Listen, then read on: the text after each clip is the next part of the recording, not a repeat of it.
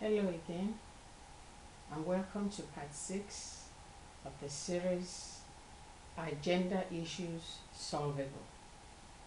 I shall continue to highlight some of the problems that women face. Marriage is supposed to be something of the heart between two adults, but there are so many places where the rights of the woman are subjected to being overruled by the men.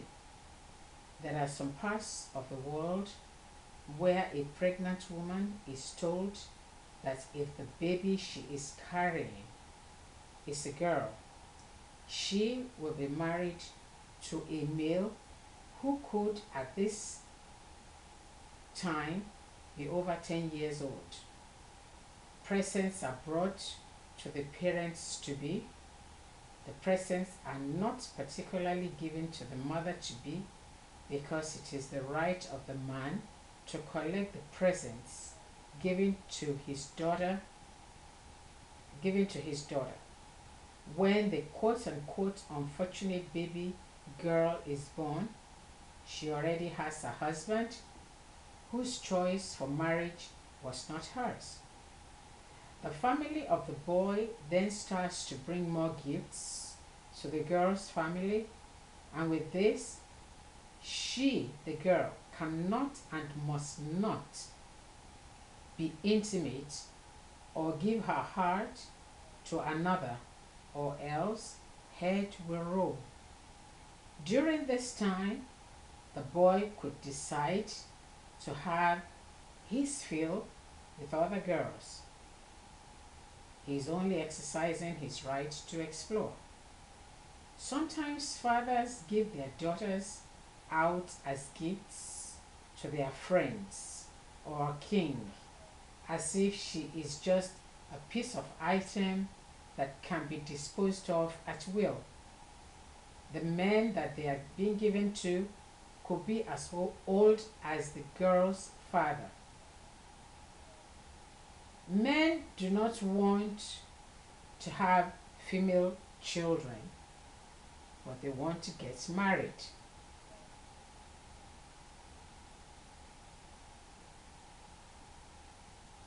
Male children are preferred to female, but in some tribes, the man will want at least one daughter so that he can collect the dowry and gifts brought to ask for her hand in marriage. During wedding ceremonies in some tribes in Africa, the mother of the bride does not have a say in choosing the date for the wedding. She is excluded from the materials and money brought for the dowry of her daughter, except what her husband gives her. Even on the day of the wedding, she only can do things permitted by tradition for women, and most of them are in the background. On the other hand,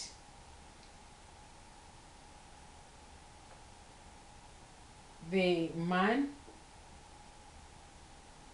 takes charge of everything going on,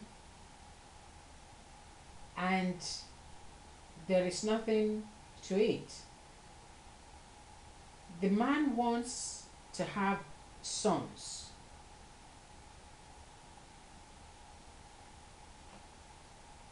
but he does not want to have daughters.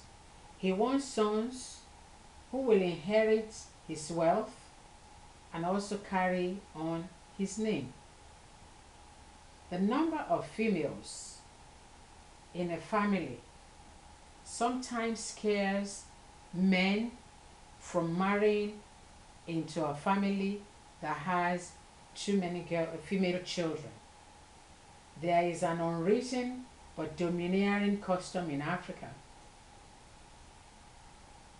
and also some Asian countries that a marriage without a male child is doomed. There is the fear of who will carry on the name of the family.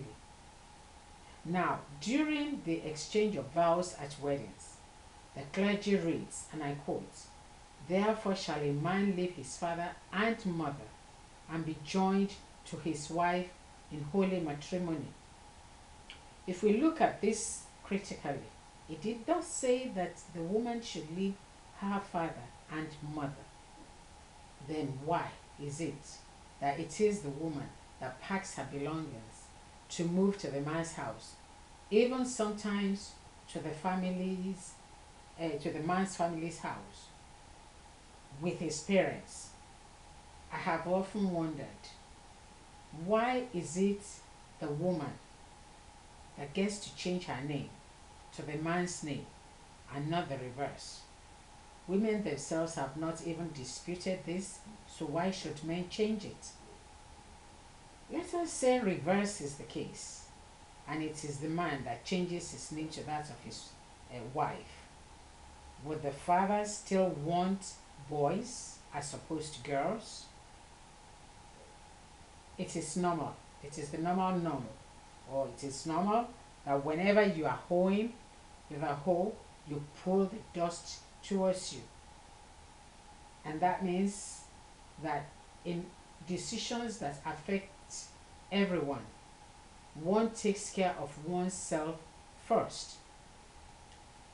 If the man stays in his in-laws' house, people raise an eyebrow and tell him that it is a taboo for a man to be living with his wife in his in-laws' house. The parents of the man, especially the father, will take it personally, and there will be no peace until his son moves out of his in-laws' house. She, the wife, on the other hand, moves in with her in-laws, and there should be no problems. Not even her parents can complain, because that is considered normal. It is in the present age that young men prefer to have their own place before they are married, but traditionally, he and his new bride are expected to be married into his father's house. He and his wife could move out later, but at least for the first night, he is expected to stay with his wife in his father's house. It gets so bad that the woman has to ask for permission to visit her parents from her husband, and this can be granted or denied at will. She has directly become the property of her husband. In the Bible, it is said that Eve, a woman, was created out of one of the ribs of Adam, the man. With this, some men feel that women are subhuman or appendages of men. Biologically, the man is not having a missing rib, as both males and females have the same number of ribs. Contrarily, what it means is that a man is not complete without a woman, and vice versa. Some men feel that in getting married to women, they are doing the women a favor of giving them dignity. But if a man loves his wife and takes her as his equal partner, they are both dignified. But where he orders her around, uses her as a punching bag,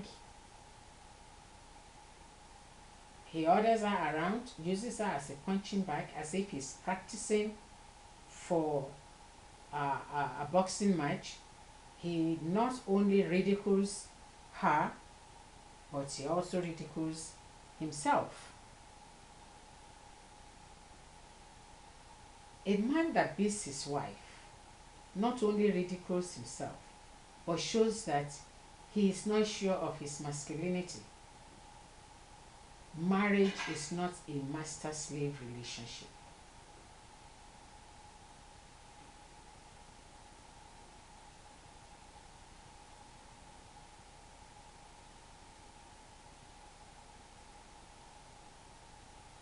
as I said earlier, many men do not, especially in Africa, do not want to marry into a family that has too many girls, and they would prefer to have boys rather than have girls.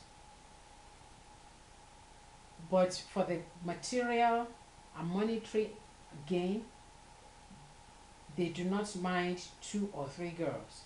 But even with this, they crave so much to at least have one boy. This one boy is pampered silly because he knows that he's the heir apparent. This sometimes gets into his head and he derails, becomes unfocused, and becomes a misfit in the society. Now tell me, what is more important? To have credible female children of whom one can be proud, or a nuisance of a male child?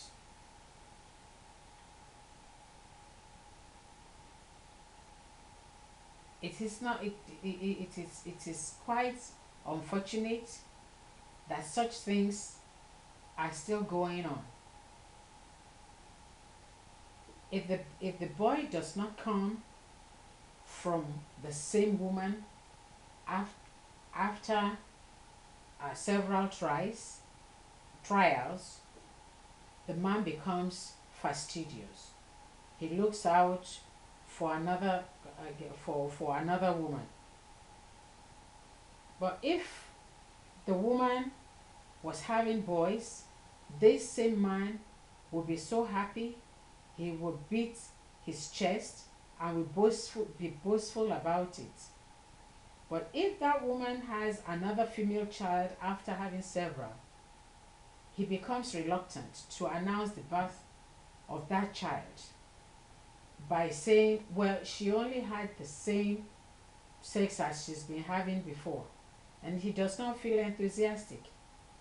But if she has a boy, he will be beating his chest boastfully around, and he will burst out into dancing, saying that he finally has the one that will carry on his name. Do those female children stop being his children simply because they are girls? The height of ungratefulness is seen when a man feels or is looking for for a child, and he says that he does not mind whichever sex that child is. Eventually, he has a girl. He feels happy because now he's a father. But then, after some years, he becomes restless. He will now say that if that one child had been a boy, he would have been okay. But it's a girl, and so it's not satisfied.